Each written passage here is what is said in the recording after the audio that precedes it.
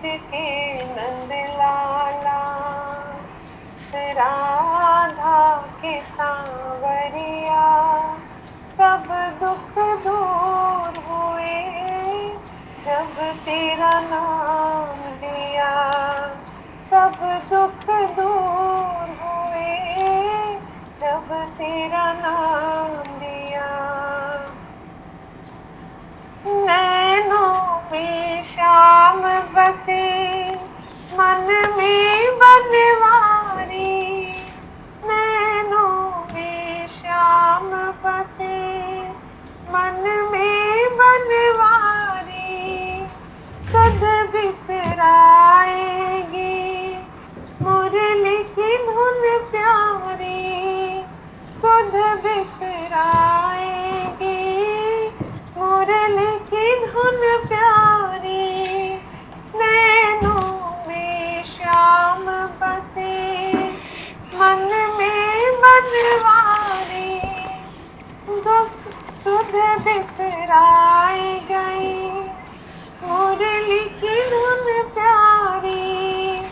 मन के मधुबन में, मन के मधुबन में रास रचाए रसिया। मन के मधुबन में रास रचाए रसिया। सब दुख दूर हुए जब तेरा नाम लिया। सब दुख दूर हुए जब तेरा नाम लिया। ब्रिज के नंद लाला, राधा के सांवरिया, सब दुख दूर हुए जब तेरा नाम लिया। सब दुख दूर हुए जब तेरा नाम लिया। ब्रिज के नंद लाला, राधा के सांवरिया, ब्रिज के नंद लाला, राधा के सांवरिया। सब दुख दूर हुए जब तेरा नाम लिया। सब दुख दूर हुए जब तेरा नाम लिया। सब दुख दूर हुए जब तेरा नाम लिया। बोल श्री वृंदावन बिहारी लाल की जय। सियावर रामचंद्र भगवान की जय।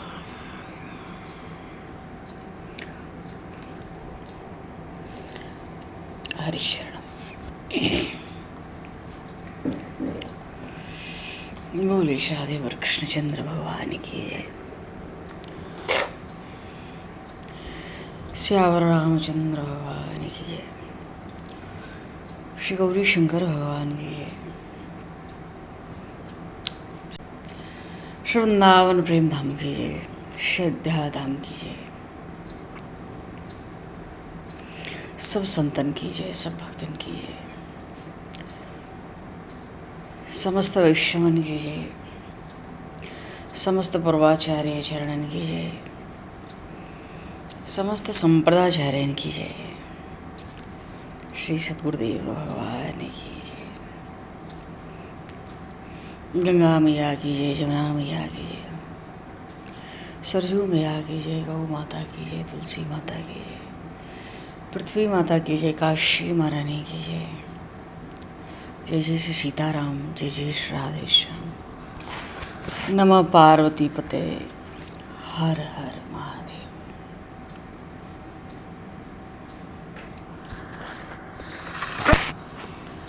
अनंत कोटि ब्रह्मांड नायक सर्वेश्वर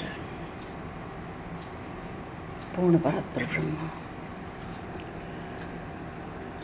असंख्य कल्याण गुणगणलय,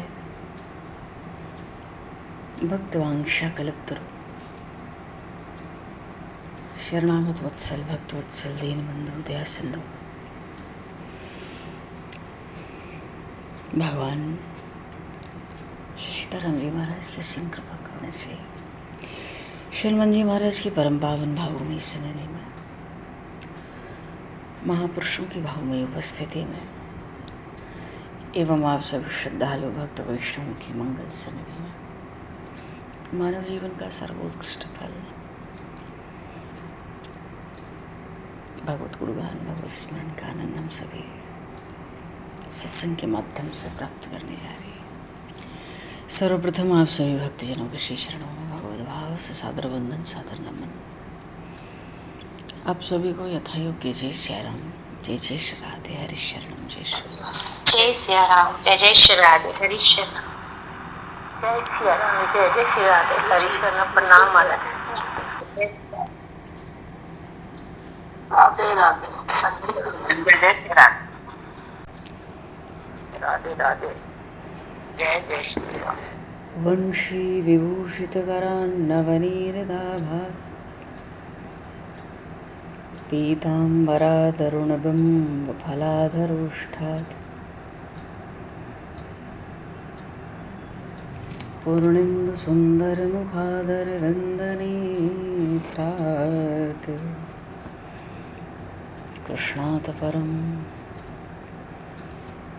किमपि तत्त्वमहं न जाने, कृष्णात् परं किमपि तत्त्वमहं न जाने।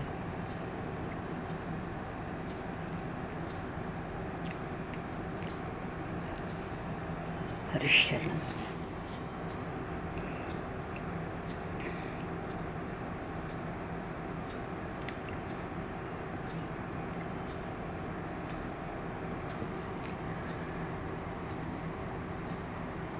आज बड़ी महान तिथि है, निर्जला एकादशी की तिथि है, पर वैष्णवों का व्रत कल है, क्योंकि आज की तिथि में द्वादशी का संयोग नहीं है। और हमारे शास्त्र एक स्वर में कहते हैं, अगर एकादशी तिथि को, भले उदया तिथि में एकादशी हो, दिन भर हो, रात भर हो, पर अगर द्वादशी का स्पर्श नहीं है तो द्वादशी से युक्त एकादशी ही करना चाहिए। 100 यज्ञों से भी बढ़कर उसका पुण्य हो जाता है केवल द्वादशी के संयोग से। बोलिए श्री काशी महारानी की जय।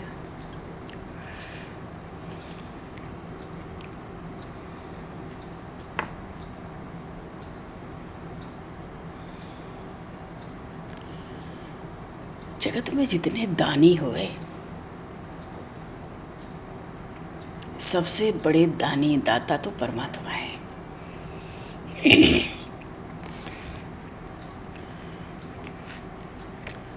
जगत में जितने बड़े बड़े दाता होते हैं,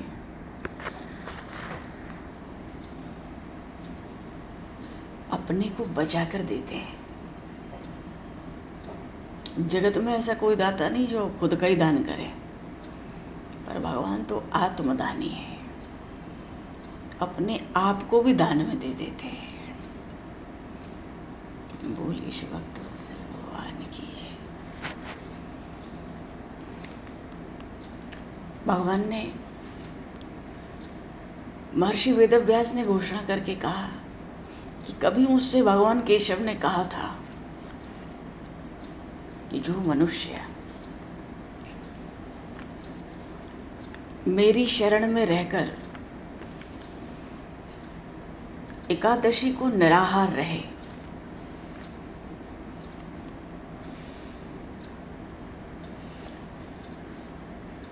मैं उसको सब पापों से मुक्त करके स्वीकार करता हूँ।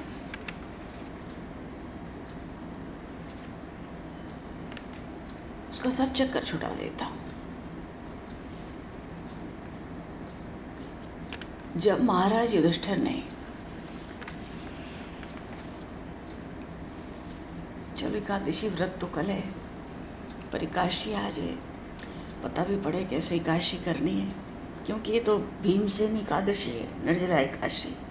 कहते हैं एक एकादशी के फल से वर्ष की संपूर्ण एकादशियों का फल हो जाता है।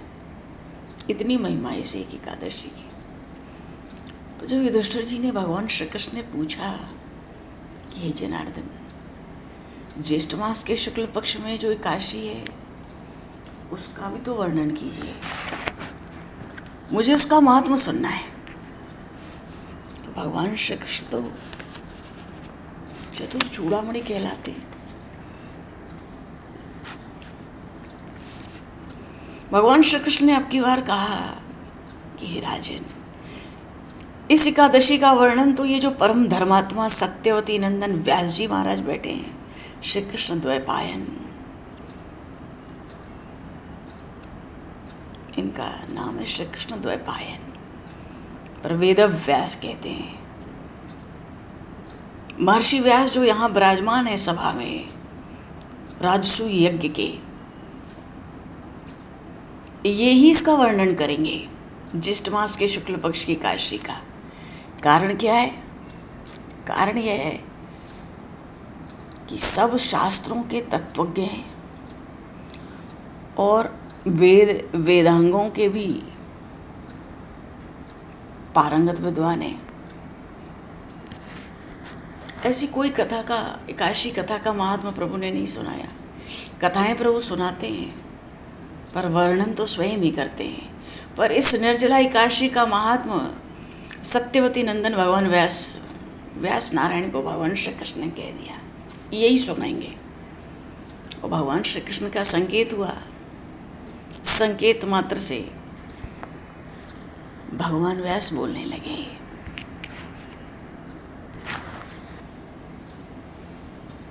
सब पांडव हैं, बहुत बड़ी सभा है, बहुत लोग हैं, बहुत भीड़ है।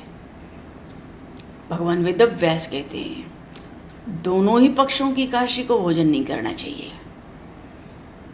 और एकादशी नहीं, द्वादशी को भी जब स्नान हो जाए, स्नान से हम पवित्र हो जाएं, तो पहले फूलों से भगवान केशव का पूजन करें, नित्य कर्म समाप्त करें, ब्राह्मण को भोजन दें, अंत में स्वयं भोजन करें, तब भोजन करना है। द्वादशी को सीधे भोजन नहीं करना है।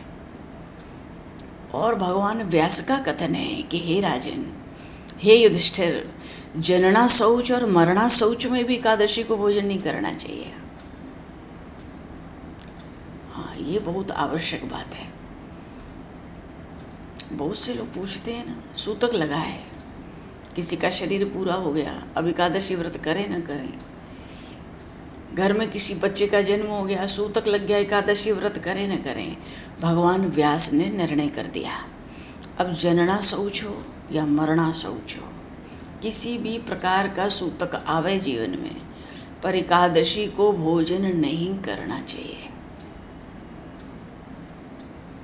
भीमसेन सुने तो घबराए, थोड़ा हाथ जोड़ के तुरंत बोले कि भाई पितामह तो हैं ही पितामह।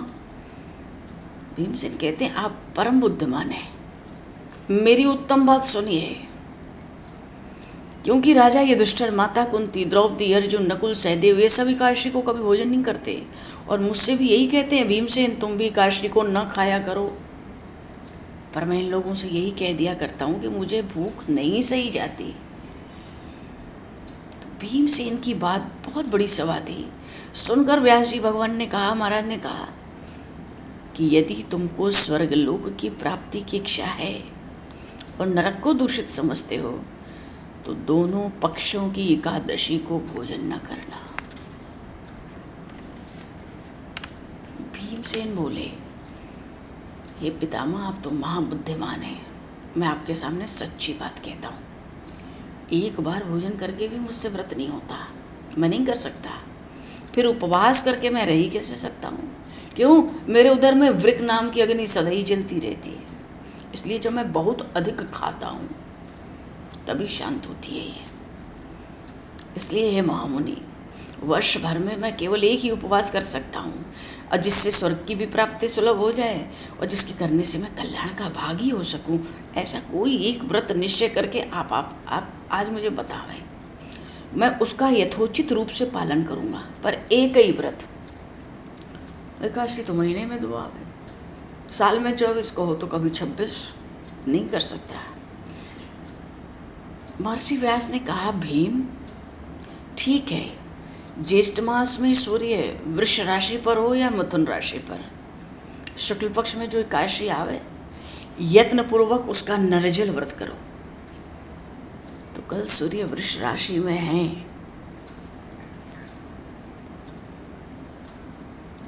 द्वादशी का भी सही हो गए, कल ही व्रत होगा। हाँ, जल कौन सा लेना है? कुल्ला करने के लिए। शौच के लिए गए तो कुल्ला करने के लिए मुंह में जल डाल सकते हैं, आचमन के लिए मुंह में जल डाल सकते हैं। इसको छोड़ के और कोई जल कोई विद्वान पुरुष अपने मुंह में न डाले। क्यों? व्रत भंग हो जाता है। तो सूर्योदय से लेके दूसरे दिन सूर्योदय तक मनुष्य जल का त्याग करे तो व्रत पूर्ण होता है। और जब द्वादशी हो गए तो प्रभात काल में स्नान कर लो, ब्राह्मणों को जल स्वर्ण का दान करो, ब्राह्मणों के साथ ब्राह्मणों को भोजन करा के, सब अपना नित्य कर्म करके भोजन करा के फिर भोजन।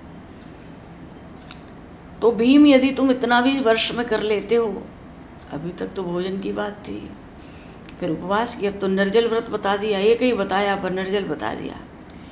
पर व्यास भगवान ने कहा कि भीम, वर्ष भर में जितनी एकादशियाँ होती हैं उन सब का फल निर्जला एकादशी के सेवन से मनुष्य प्राप्त कर लेता है, इसमें तनिक भी संदेह नहीं है। शंख चक्र गदा धारण करने वाले भगवान केशव ने मुझसे कहा था कि यदि मानव सब छोड़कर एकमात्र मेरी शरण में आ जाए और एकादशी को निराहार रहे, सब पापों से छूट जाता है। क्योंकि जो एकादशी व्रत करते हैं उनके पास कोई विशाल काय विकराल आकृति वाले, काले रंग वाले, दंडपाश भयंकर यमदूत नहीं आते। कौन आते? अंतकाल में पीताम्बरधारी, सौम्य स्वभाव वाले, हाथ में सुदर्शन धारण करने वाले, मन के समान वेग वाले। यमदूत नहीं, विष्णु दूत आते। वैष्णव पुरुष को भगवान विष्णु के धाम ले जाते।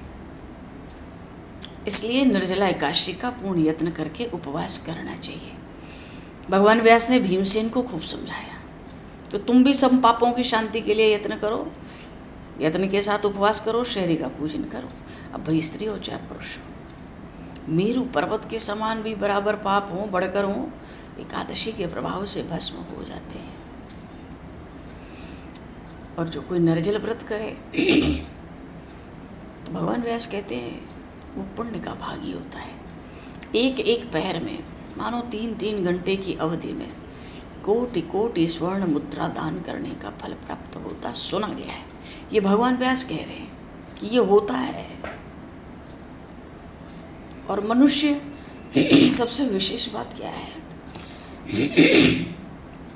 मनुष्य निर्जला एकादशी के दिन जो भी स्नान करे, दान करे, जप होम कुछ भी करे, सब अक्षय, सब अक्षय होता है। सत्कर्म अक्षय होता है। ये भगवान श्री कृष्ण का कथन है। तो विधि पूर्वक उत्तम रीति से उपवास करके मनुष्य वैष्णव पद को प्राप्त कर लेता है। और जो मनुष्य एकादशी के दिन अन्न खाता है वो तो पाप भोजन करता है। इस लोक में वो चांडाल के समान होता है, मरने पर दुर्गति को प्राप्त होता है। एकादश्याम दिने योन्नम भुक्ते पापम भुनक्ति सह इह लोके च चांडालो मृत प्राप्नोति दुर्गतिम, लिखा है पद्म पुराण में। तो ज्येष्ठ मास का शुक्ल पक्ष एकादशी का उपवास करके दान देना चाहिए। दान दे के जीव परम पद प्राप्त होते हैं। जिसने उपवास किया, ब्रह्म हत्यारा हो, शराबी हो, चोर हो, गुरुद्रोही हो, सब पातक से छूट जाता है, कोई भी पाप हो। इसलिए व्यास जी कहते हैं, हे कुंती नंदन, निर्जला एकादशी के दिन विशेष दान और कर्तव्य भी होते हैं। क्यों? भीमसेन ने एक ही व्रत तो पूछा है पूरे वर्ष के लिए, तो एक ही बार तो व्रत करके दान पुण्य करेंगे वो। तो पूजन किसका होता है? भगवान व्यास कहते हैं उस दिन जल में शयन करने वाले भगवान विष्णु का पूजन होता है। और दान जलमयी धेनु का दान, गाय का, या प्रत्यक्ष गाय का दान, या घी की बनी हुई गाय का दान, पर्याप्त दक्षिणा, तरह तरह के मिष्ठान विधि पूर्वक ब्राह्मणों को संतुष्ट करना चाहिए उससे। क्योंकि ब्राह्मण संतुष्ट तो भगवान श्री हरि भी संतुष्ट होकर मोक्ष देते हैं। और जो शम दम और दान में लगकर, शम है मन का भगवान में लग जाना, इंद्रियों का दमन करना, मन को भगवान में पिरोना, और दान, सबसे बड़ा दान तो विद्या का दान है। अन्नदान भी बहुत श्रेष्ठ है, उससे हर कोई जीव ही नहीं, हमारे पितर देवता सब अन्न से ही संतुष्ट होते हैं। तो दान भी करे, शम दम और दान, इन तीनों के साथ भगवान का पूजन और रात्रि में जागरण। इस तरह से जिसने निर्जला एकादशी का व्रत किया,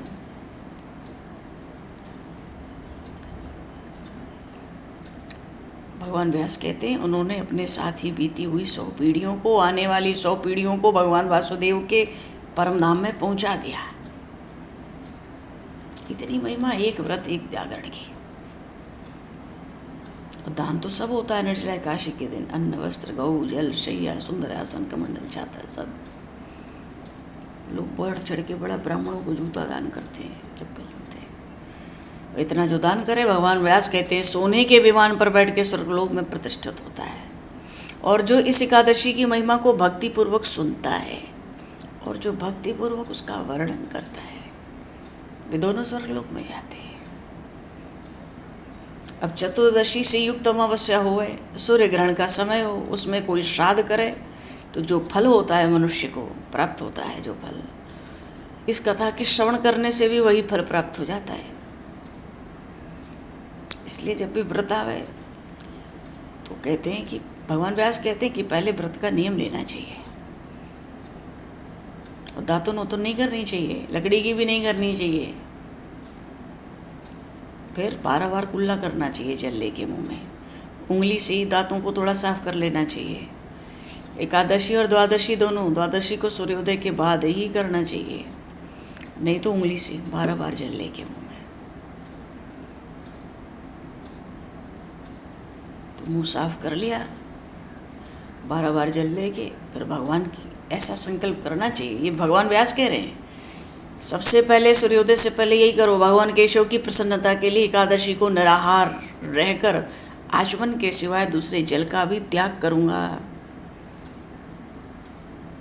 ऐसा संकल्प करना चाहिए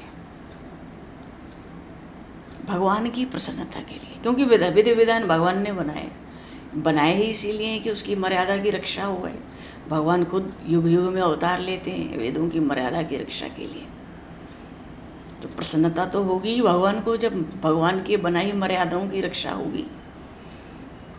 द्वादशी को भगवान का पूजन, गंध धूप दीप नैवेद्य, सुंदर पुष्प, सुंदर वस्त्र, हाँ जल के घड़े का दान विशेष रूप से कहा गया है द्वादशी को।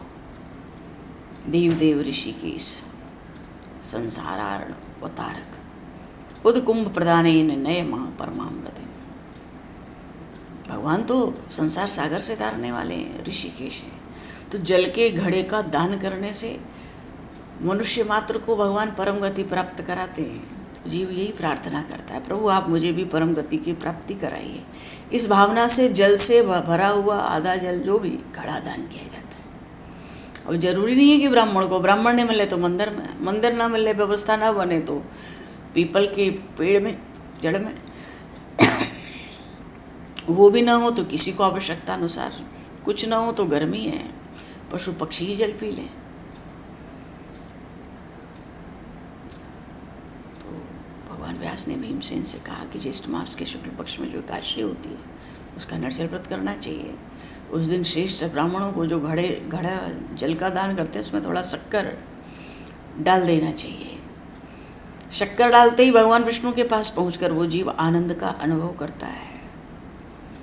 तो ब्राह्मण को भोजन करा के, और नहीं तो कुछ सीधा निकाल के, नहीं तो उसके निमित्त कुछ दक्षिणा निकाल के बाद में स्वयं मौन होकर भोजन करना चाहिए। तो ऐसे पूर्ण रूप से पापनाशनी एकादशी का व्रत जो करेगा तो सब पापों से मुक्त होगा, नामय पद प्राप्त होगा। तो भीमसेन ने भी शुभ एकादशी का व्रत आरंभ कर दिया, वर्ष में एक बार। तब से इस एकादशी को इस जगत में पांडव द्वादशी के नाम से भी जाने लगा।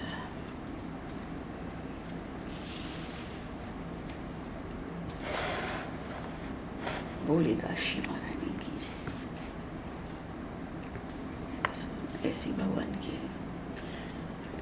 एकादशी के लिए तो कलयुग में तो एकादशी का विशेष विधान है, सहजता से भगवत प्राप्ति करने के लिए, क्योंकि इस समय कोई लंबा चौड़ा जब तब तो होना नहीं है, कोई समाधिस्थ होकर विशेष तो बैठना नहीं है। कलयुग में तो सब चीज का लोप हो जाएगा, हो ही गया है, बचा कुचा भी लोप हो जाएगा।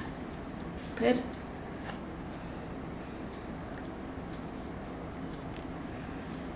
श्रीमद् भागवत में जो पद्म पुराण के अंतर्गत भागवत महात्म्य है, उसमें आया जन्मांतरे भवेत पुण्यम तदा भागवतम लभेत, कि मन की शुद्धि के लिए भागवत जी से बढ़कर कोई दूसरा साधन नहीं है। और ये कब हाथ लगता है? जब मनुष्य के जन्म जन्मांतर का पुण्य उदय होता है, तभी उसको भागवत जी की प्राप्ति होती है। और श्रीमद् भागवत महापुराण के प्रथम स्कंद में श्री सुखदेव जी महाराज कहते हैं,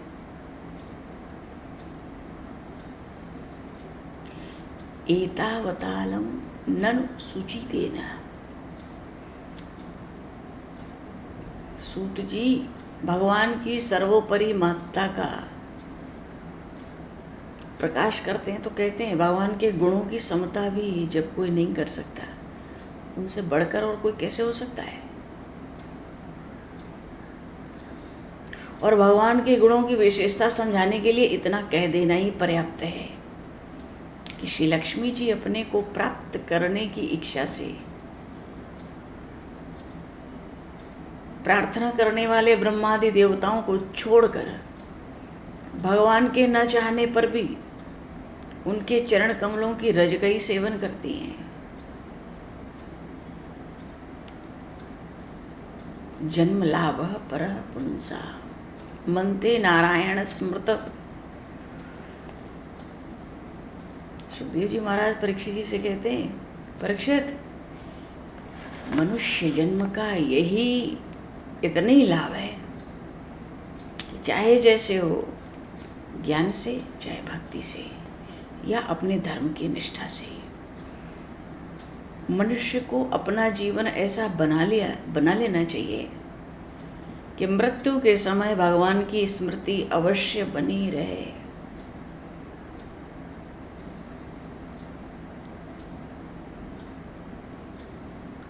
और सब शास्त्रों का यही निर्णय है, एकमात्र निर्णय, भगवान के नामों का प्रेम से संकीर्तन करो।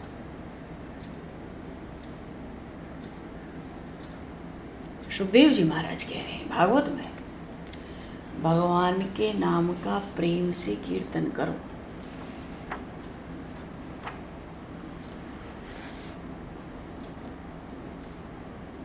दूसरे अध्याय में सुखदेव जी महाराज ने परीक्षित जी को मुक्ति के कुछ उपाय बताए, पर उसके भी अंत में यही कहते हैं, संसार चक्र में जो पड़े हुए मनुष्य हैं, जिस साधन से भी भगवान श्री कृष्ण की अनन्य प्रेममयी भक्ति प्राप्त हो जाए, उसके अतिरिक्त और कोई भी कल्याणकारी मार्ग नहीं है। एतावाने येतामी निःश्रेयसोदयः भगवत यचलो भावो यद भागवत संगतः।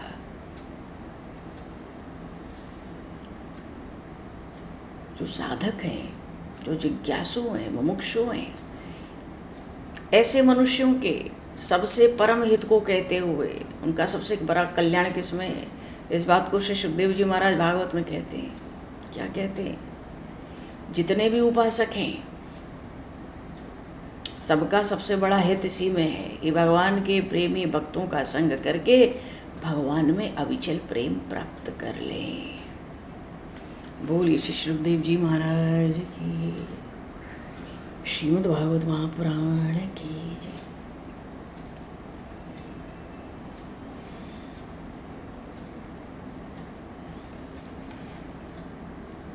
तो सर्वस्व भगवान की भक्ति,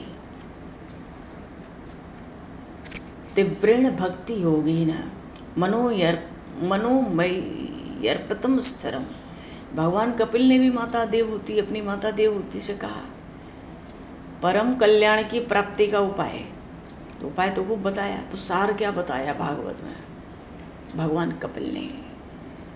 तीव्रेण भक्ति योगेन मनोमयी अर्पितम स्तरम एतावानेव लोकेस्मिन् पुंसाम्नि श्रेयसोदय त्रिवेण भक्ति योगेन मनोमयी अर्पितम स्तरम। भगवान कपिल कह रहे हैं माता देवहूति से परम कल्याण किसमें है, कैसे मिलेगा? सार बात संसार में मनुष्य के लिए सबसे बड़ी कल्याण प्राप्ति यही है कि उसका चित्त तीव्र भक्ति योग के द्वारा मुझ में लगभग स्थिर हो जाए।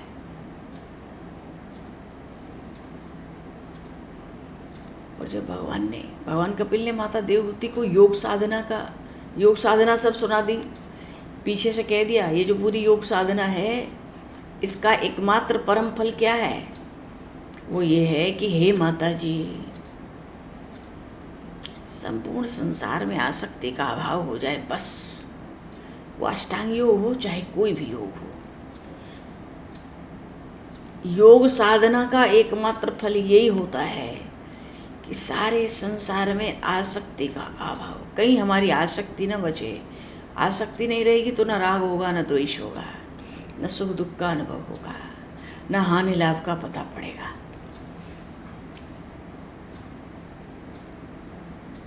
बस सब योग साधना का यही एक फल है।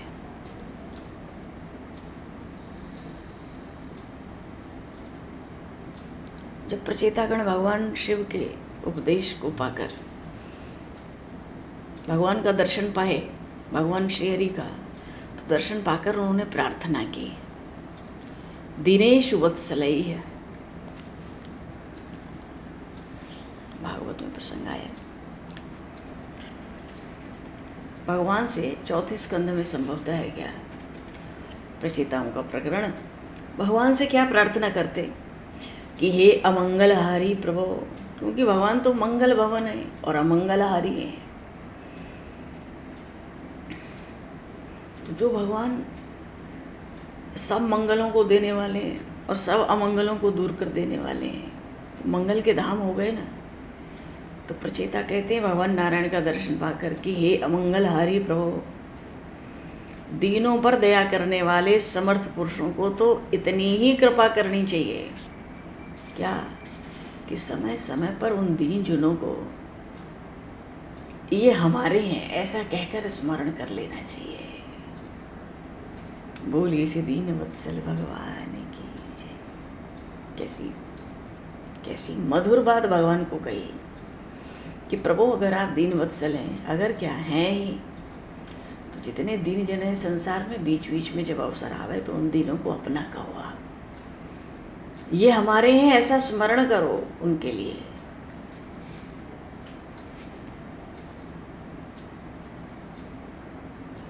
यमराज ने भी अपने दूतों को नाम संकीर्तन की महिमा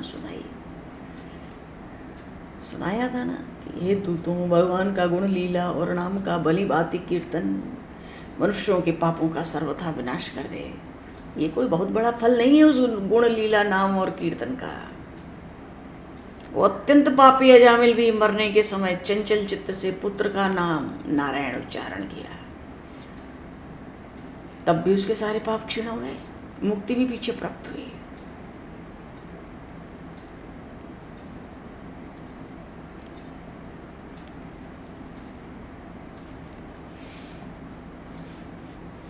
जीव मात्र के दुख में दुखी होना और सुख में सुखी होना, जीव भावना से नहीं, भगवत भाव से।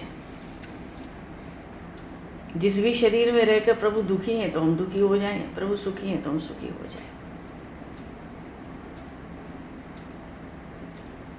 क्योंकि जीव का सबसे बड़ा स्वार्थ परमार्थ केवल इतना ही कहा गया कि ब्रह्म और आत्मा की एकता का अनुभव कर ले।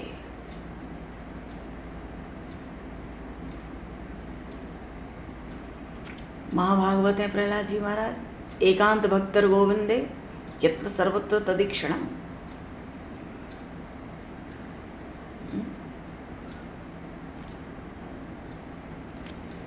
प्रहलाद जी महाराज असुर बालकों को जब उपदेश दे रहे थे भगवत भक्ति का, तो अंत में कहे थे, उन असुर बालकों से अंत में कहे थे कि संसार में या मनुष्य शरीर में जीव का सबसे बड़ा स्वार्थ या कह लो एकमात्र परमार्थ इतना ही है कि वो भगवान श्री कृष्ण की अनन्य भक्ति प्राप्त करे।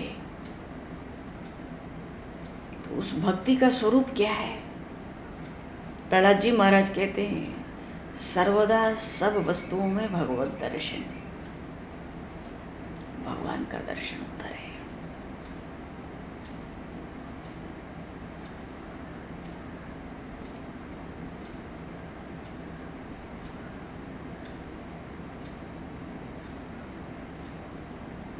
भगवान श्री कृष्ण दसम स्कंद में अपने सखाओं से एक जगह कहते हैं, अपने सखाओं को, अपने मित्रों को भगवान बालकृष्ण बाल लीलाओं के समय सद्व्यवहार सिखाते हैं।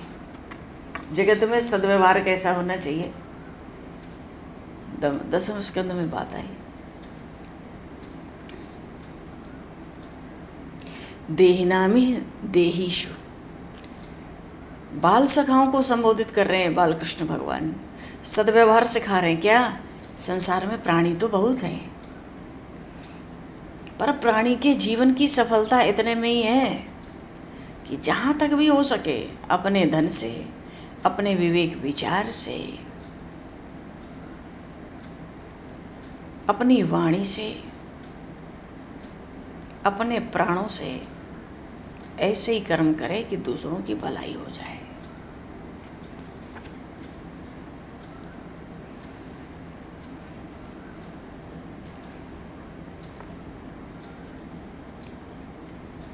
ऐसा भगवान सुनाते हैं।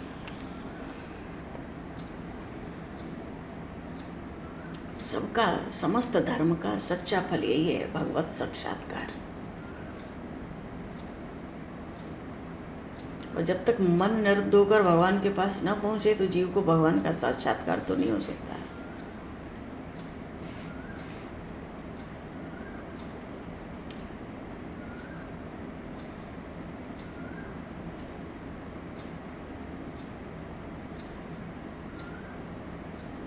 सुदामा जी को उनकी पत्नी बार बार कहती हैं, द्वारिकाधीश श्री कृष्ण से मिलने जाओ, मिलने जाओ, आप द्वारिका जाओ। अरे धन की याचना की कोई बात नहीं है, सुदामा जी सोचते हैं, पर भगवान श्री कृष्ण का दर्शन तो हो ही जाएगा और फिर ये तो जीवन का बहुत बड़ा लाभ है।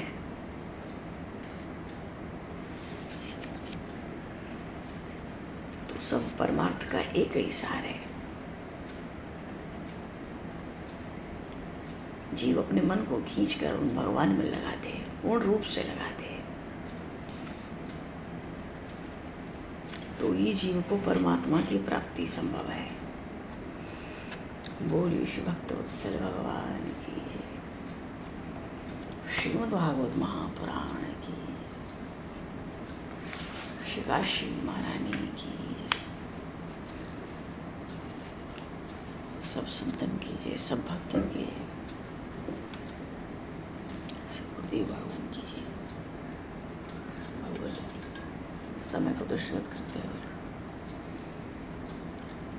आज यहीं पर वाणी को विराम। वाक्य पुष्पांजलि प्रभु के श्री चरणों में सादर समर्पित। आप सभी को भी यथा योग्य है। जय श्री राम, जय जय श्री राम, हरे श्री राम, जय श्री